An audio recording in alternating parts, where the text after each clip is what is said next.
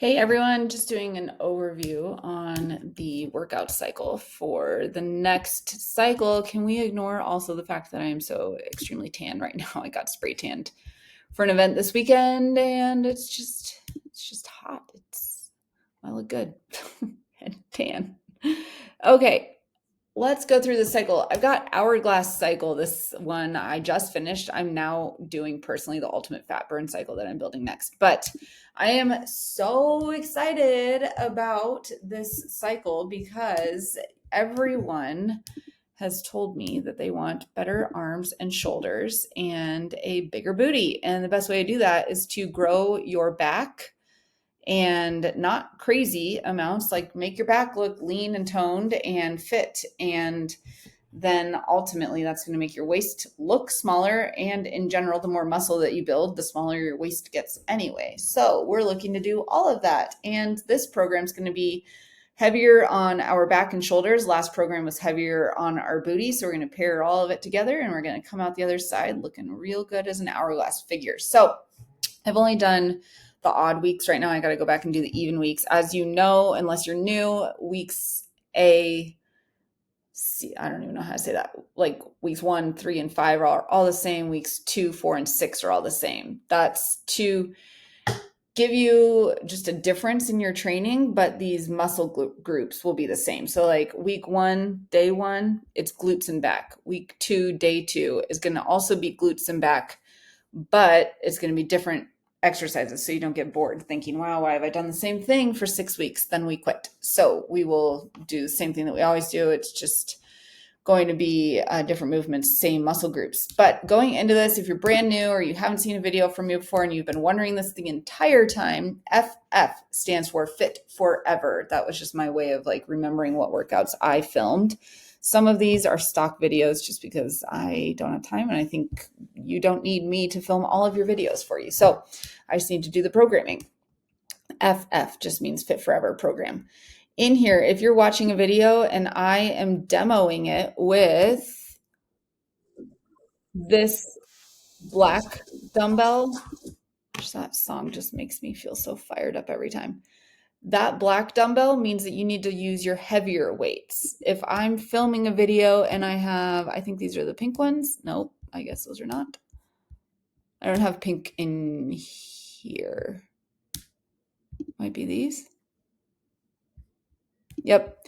If I use pink dumbbells in any of these videos, that means use your lighter dumbbells. And you might do for cyclist front squat a different dumbbell that's heavy versus your king squat. Either way, just make sure that when I have the black dumbbell head, that means that it's supposed to be a heavy dumbbell. The pink dumbbell means a lighter dumbbell. So we're going again in our rep scheme of 10 to 20 reps. Our next cycle after this one, stick around for it because we're going to ultimate fat burn. These workouts I'm in right now and my heart rate is up. My stomach is cold, which means that you're burning fat.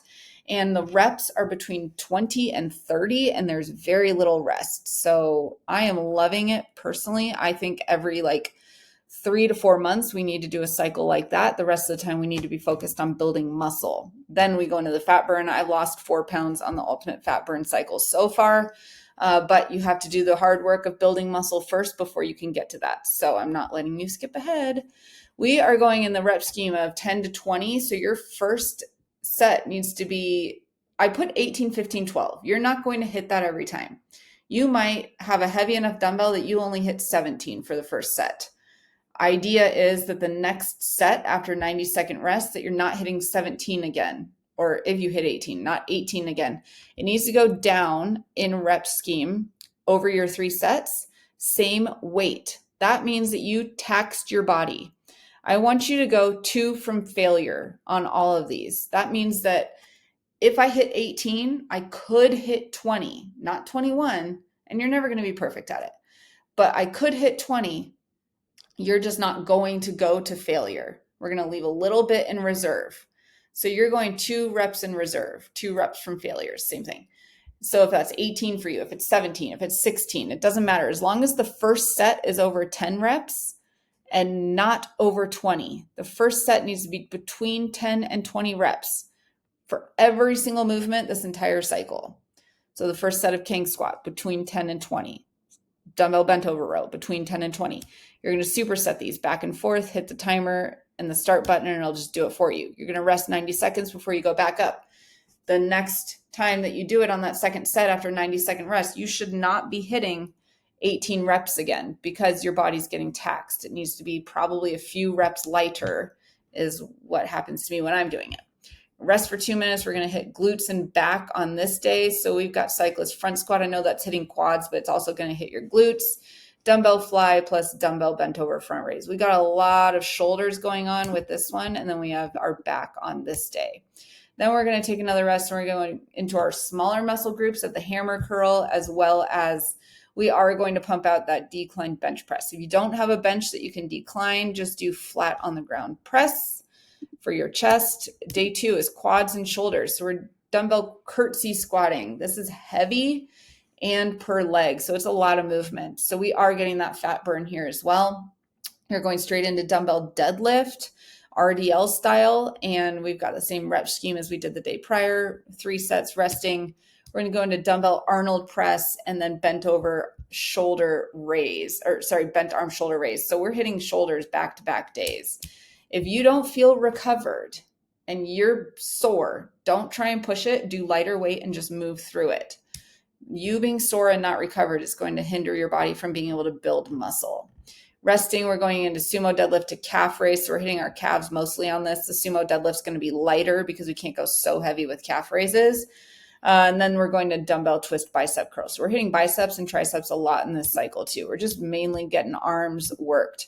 We've got day 3 is always our HIIT style day. So we've got lighter weight or no weight, and we are moving through things pretty quickly. So we've got banded wood chops for shoulders, again, alternating single leg planks. This is going into abs. Bear crawl is hitting our abs. Bicycles are hitting our abs. We're resting for 30 seconds. And then we've got curl to press, dumbbell twists, and frog deadlift in our second piece right here. Same rep scheme, but we're doing mostly our fat burn first on this day. And then day 4, got hamstrings and back. So we're going banded pull down. If you don't have a place to do this, you could do dumbbell bent over row. It's just, you're already doing that earlier in the week and I wanted to make it variable for you. So dumbbell overhead tricep extension. Then we rest, we go into incline chest press and Nordic hamstring curls. So this day is heavier on our upper body, lighter on our lower body.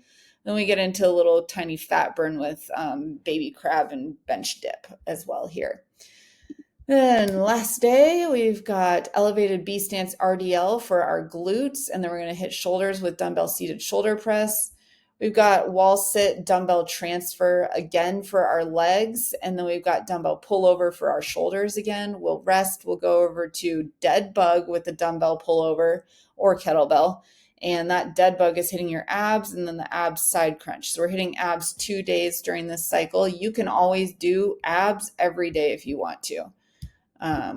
There is an ab program in this app that I can schedule for everyone. I think that you should all have it, but I can just double check. You go to the kettlebell icon at the bottom of your app and it says, let's go see abs. Yep. You should all have this. Abs A is just like 8 minutes of abs every day. And you can do this every day. Just add it to your own calendar. So I will just go make sure that we all have add. I'll do this later. I think you're all set. Okay, if you have any questions about this program, don't hesitate to drop the comment in the strong arm group in the app and we'll rock and roll.